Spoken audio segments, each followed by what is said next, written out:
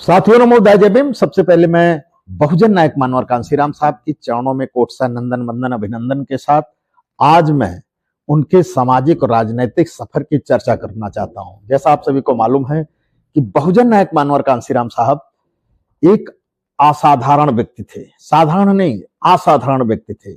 उनका सोचना, उनका उठना, उनका बैठना लोगों के बीच अलग प्रकार का था। बहुजन नायक मानवर कांशीराम साहब सबसे पहले अपनी नौकरी छोड़ते हैं और नौकरी छोड़ने के बाद वो बामसेप यानी समाज के में काम करने के लिए वो बामसेप का गठन करते हैं। 6 दिसंबर 1978 वो तारीख होती है, वो सन होता है। और फिर उसके बाद वो समाज में ये जो, जबकि जानते हैं आप सभी को, ये बामसेप सरकारी कर्मचारियों का एक संगठन था जो बैकवर्ड और मुस्लिम और दलित को लेकर के था। उन्हीं सरकारी कर्मचारियों को इकट्ठा करते हैं। चूंकि मनी की जरूरत पड़ती है समाज में काम करने के लिए, इसलिए वो बामसेप सरकारी कर्मचारियों का एक संगठन 6 दिसंबर को आप सभी को मालूम है कि बाबा साहब डॉक्टर बी.आर. अम्बेडकर का परिनिर्वाण दिवस है, तो 6 दिसंबर वो डेट देते हैं और उसके बाद 1978 को ये गठन कर देते हैं। फिर उसके बाद समाज में काम करने के बाद फिर उन्होंने राजनीति में कदम रखते हैं। राजनीति में कदम रखने के पहले चूंकि एक बैनर तले चुनाव लड़ना है, इसलिए वो दलित शोषित संघर्ष समिति DS4 का गठन करते हैं 1981 में। फिर उसके बाद वो लगता है उनको कि दलित शोषित संघर्ष समिति ये दलितों के खास वर्ग के लिए हो जाती है, जिनको जगाना बड़ा कठिन है, क्योंकि वो गुलामी की जंजीरों में जकड़े हुए लोग थे। हरवाही चरवाही करके उनका काम चला करता था। और जैसे जगाना एक अलग प्रकार का आतंकवाद लगता था कि इनको जगाना ही आतंकवाद है। हम देश के साथ क्या कर रहे हैं, उस समय का दौर था। वैसे तो आप सभी को मालूम है कि कांशीराम साहब की विचारधाराएं अलग प्रकार की थी।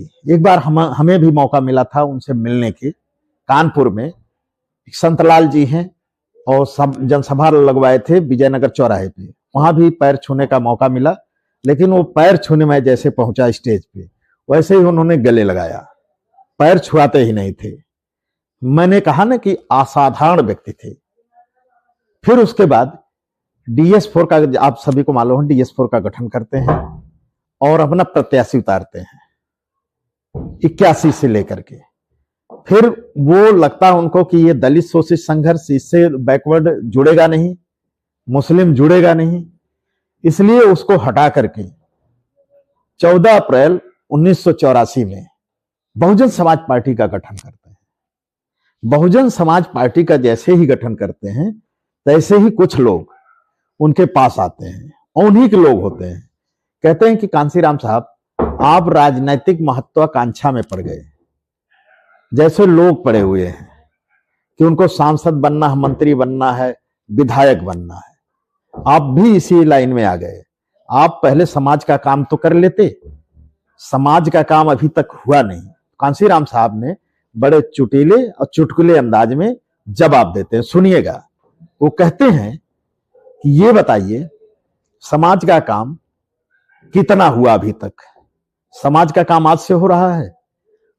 तथागत बुद्ध, बिरसा मुंडा, संत रविदास, तुकाराम, कबीर और ज्योतिबा राव फुले, बाबा साहेब, ओबीसी समाज से ज्योतिबा राव फुले थे, और क्या नाम है इनका, छत्रपति साहू जी महाराज, ना जाने कितने महापुरुष समाज को जगाते जगाते मर गए। बाबा साहब तो आप जान ही रहे हैं। समाज कै % जगा आपको मालूम, अंदाजा है? कैसे आप पता लगाते हैं कि समाज का काम अभी नहीं हुआ? इसलिए वो लोग जितने थे वो चुप हो गए, लेकिन वो ईर्ष्या करने लगे बहुजन नायक मानवर कांशीराम साहब से और साथ छोड़ दिए। लेकिन साथ छोड़ने के बाद बहुजन नायक मानवर कांशीराम साहब अलग तेवर में आ गए और उन्होंने कहा मैं समाज को जगाऊंगा। तो BSP का गठन 14 अप्रैल, जबकि बाबा साहब का जन्मदिन है, और 1984 वो डेट है। 84 में गठन करते हैं, फिर चुनाव लड़ते हैं, लड़ाते हैं। चुनाव लोगों का अपने नहीं लड़ते हैं, चुनाव लड़ाते हैं, हार जाते हैं। एक बार हारते हैं, दोबारा हारते हैं, तो मीडिया उनके पास पहुंच जाती है, कहती है कि बहुजन नायक मनोहर कांशीराम साहब, आपको कहा जाता है और आप हैं भी, लेकिन आप जो है ये जो चुनाव बार बार लड़ाते हैं, एक भी सीट नहीं निकलती है, आखिर क्यों ऐसा करते हैं? तो बहुजन नायक मनोहर कांशीराम साहब कहते हैं कि पहला चुनाव हारने के लिए लड़ता हूं, और दूसरा हराने के लिए, और तीसरा जीतने के लिए चुनाव मेरा होगा। यानी 15 साल में मेरी सरकार बन जाएगी। वो पत्रकार चला जाता है। फिर नहीं, एक सवाल और कहता है, वो लोगों से करता है कि भाई समाज का काम आप कहते हैं करेंगे और आप राजनीतिक महत्वाकांक्षा में हैं, तो उन्होंने कहा यही जागरूकता है। हम जब हमारी पार्टी को, बहुजन समाज पार्टी को जो लोग वोट देते हैं, वही जागरूक कार्यकर्ता, वही जागरूक व्यक्ति माना जाता है, क्योंकि बहुजन समाज पार्टी निचले तबके को लेकर के सभी को जगाने और उनका हक देने की बात करती है। समता, स्वतंत्रता, बंधुत्व, भाईचारा देने की बात करती है, और दी भी। जब सरकार में आई तो आप सभी को मालूम है, सबसे पहले जुल्म ज्यादती उन्होंने समाप्त किया, और किसके साथ होता था? सबके साथ।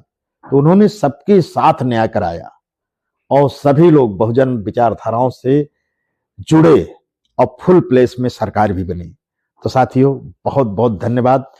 हमारी बात अच्छी लगी हो तो लाइक करिएगा, कमेंट करिएगा, चैनल को सब्सक्राइब करिएगा, साथ में बेल आइकन की घंटी जरूर दबा दीजिएगा, और कमेंट में अपनी राय जरूर दीजिएगा। नमो बुद्धाय, जय भीम, संविधान जिंदाबाद।